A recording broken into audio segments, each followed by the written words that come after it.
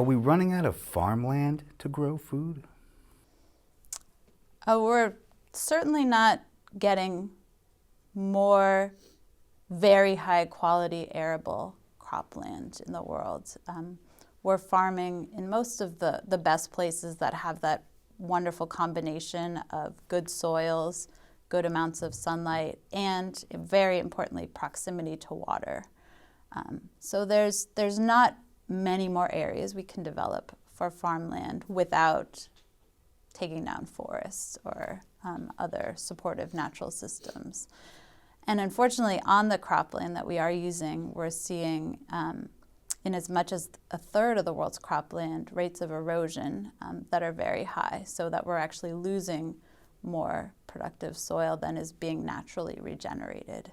And that's for a number of reasons: overplowing of fields again and again, like the United States saw very poignantly during the Dust Bowl in the 1930s. If you're overworking your land, not taking care of it, not respecting the contours of the land and taking out all the trees so you have no buffers for wind, wind can very easily strip away the top productive topsoil. And so the United States experienced that in the 1930s Dust Bowl. Then in the former Soviet Union, they had a very similar, they had their own Dust Bowl when large fields were being expanded.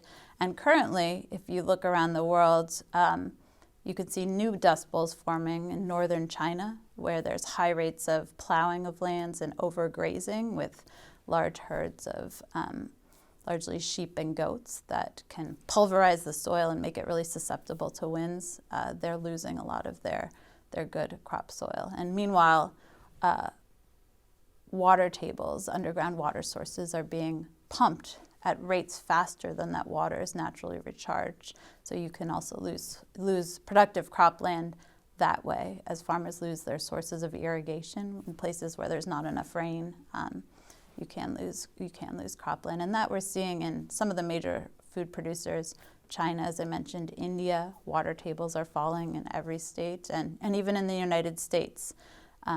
The big aquifer in the center of the country, the Ogallala Aquifer, is considered a fossil aquifer, meaning that it's not recharged at any meaningful rate. So it's kind of like an oil well. Once you deplete it, you can't pump from it anymore.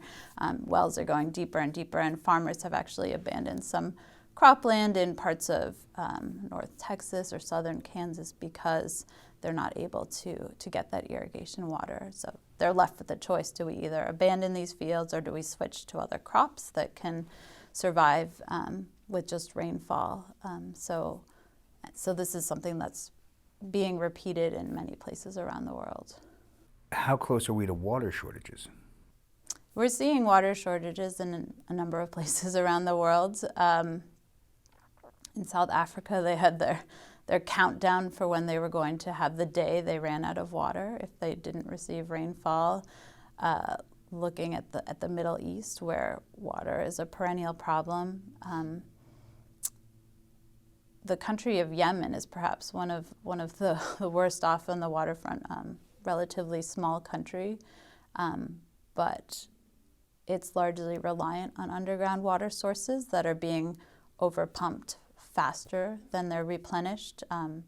In parts of Yemen, like near the capital of Sana'a, water tables are falling on rates of meters per year, having to go deeper and deeper to drill wells. So this is a problem for drinking water, and on a larger scale, it's a problem for food production.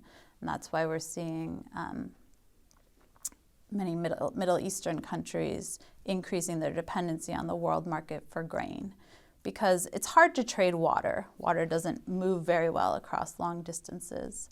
So if you want to trade in virtual water, you're largely trading in grains. It takes 1,000 tons of water to produce just 1 ton of grain.